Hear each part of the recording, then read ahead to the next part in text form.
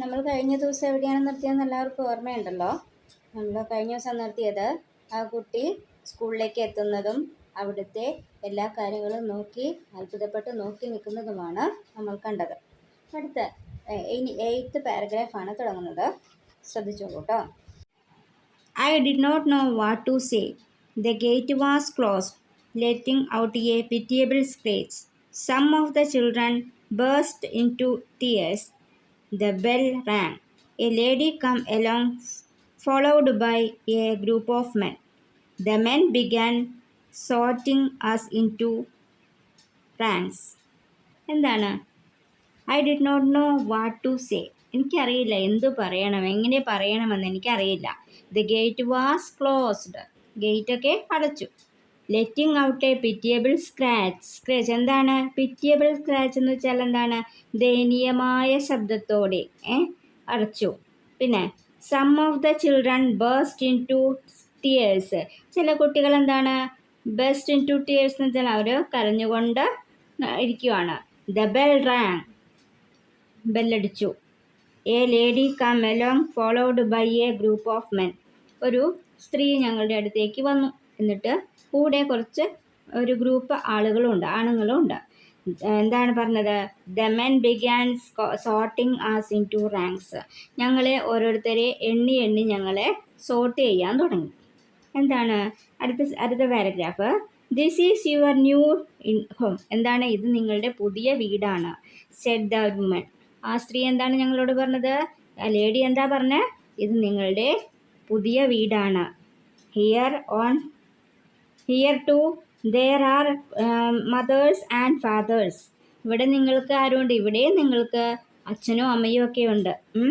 Here there is everything that is enjoyable and beneficial to knowledge and life. നിങ്ങൾക്ക് ഇവിടെ ആവശ്യമുള്ള കാര്യങ്ങളൊക്കെ ഉണ്ട്. നിങ്ങൾക്കത് ജീവിക്കുന്നതിനും അതേപോലെ അറിവ് കിട്ടുന്നതിനും ഒക്കെ പറ്റുന്ന ഒന്നാണ് ഇവിടെ നിങ്ങൾക്ക് കിട്ടുന്നത്. And the day your tears and face life a joyfully want you and dry your tears. നിങ്ങളുടെ കണ്ണുനീരൊക്കെ തുടച്ചിട്ട് ഇവിടെ സന്തോഷത്തോടെ ഇരിക്കൂ.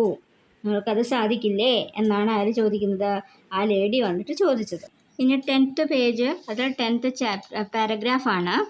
V submitted to the facts and this submission brought a sort of content. Living beings are drawn to other living beings. അല്ലേ? ജീവനുള്ളവരെന്താണ്? മറ്റുള്ളവരെ ആശ്രയിച്ച് തന്നെ പോകുന്നു, മറ്റുള്ള ജീവനുള്ളവരെ മനസ്സിലാക്കുന്നു. And from the first moment by hearts got friends with such boys as were to be my friends. അങ്ങനെ ഞങ്ങൾ അവിടെ കൂട്ടുകാരൊക്കെ പുതിയ കൂട്ടുകാരൊക്കെ ഉണ്ടായി. പുതിയ കൂട്ടുകാരൊക്കെ കൂട്ടുകൂടി വന്നു. And fell in love with such girls. പിന്നെ കൂട്ടുകാരെയും കിട്ടി, കൂടെ ചില പെൺകുട്ടികളെയും കൂട്ടുകാരായിട്ട് കിട്ടി. അതാണ് sweethearts. As I was to be in love with.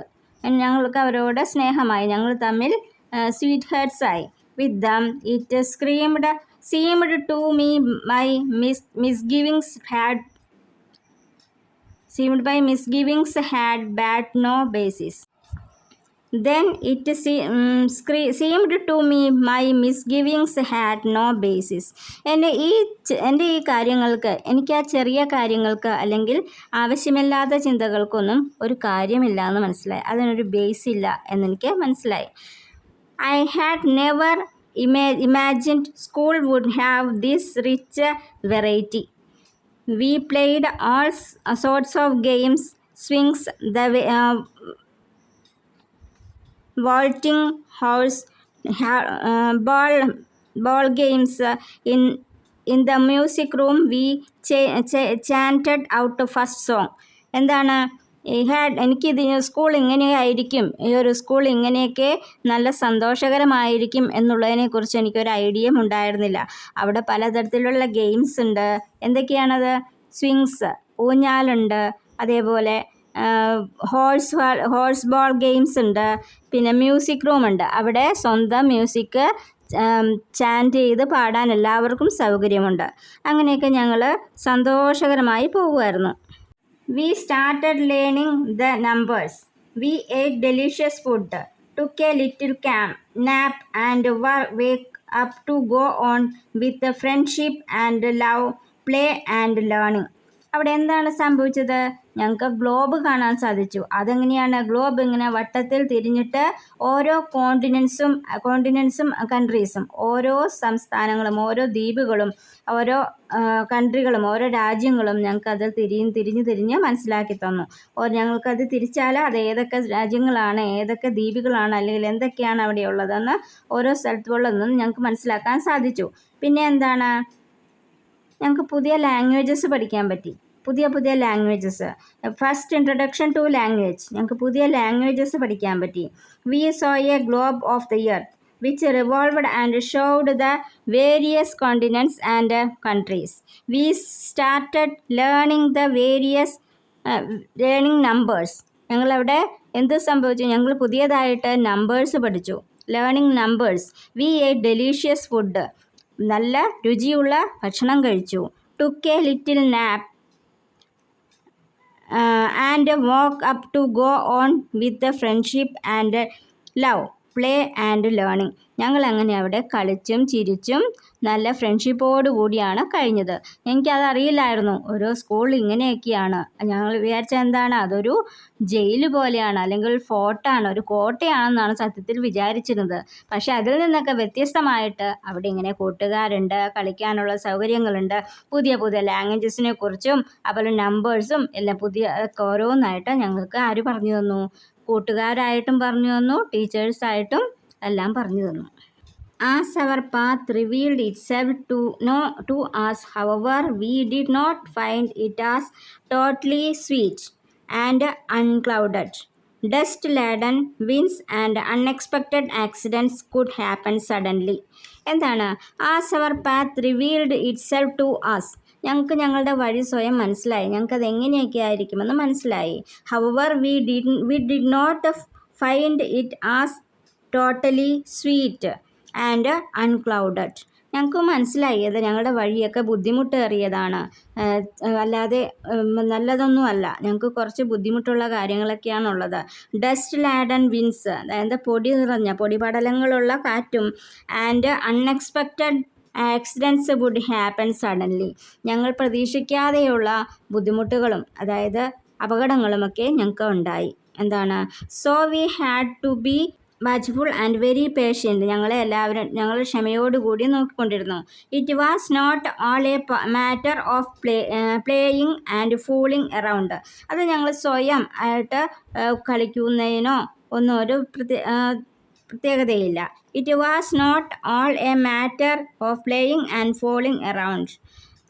റിവലറീസ് would bring about pain and hatred or give rise to fighting. എന്താണ്? മത്സരങ്ങൾ, പലതരത്തിലുള്ള റിവിലറീസ് മീനിങ് എന്താണ്? മത്സരങ്ങൾ. ആ മത്സരങ്ങളുണ്ടായി, പലതരത്തിലുള്ള മത്സരങ്ങളുണ്ടായി. ആ മത്സരങ്ങളിൽ എന്താണ് സംഭവിച്ചത്? പരസ്പരം ദേഷ്യപ്പെടുകയും ശകാരിക്കുകയും അല്ലെങ്കിൽ സ്നേഹിക്കുകയും ഒക്കെ ചെയ്തിരുന്നു. അത് ഒരു ചെറിയ ഫൈറ്റുകളുണ്ടായി, ഞങ്ങൾ തമ്മിൽ ചെറിയ വഴക്കുകളുണ്ടായി അപ്പോഴൊക്കെ. And while the woman would sometimes smile, she would often scroll and scold.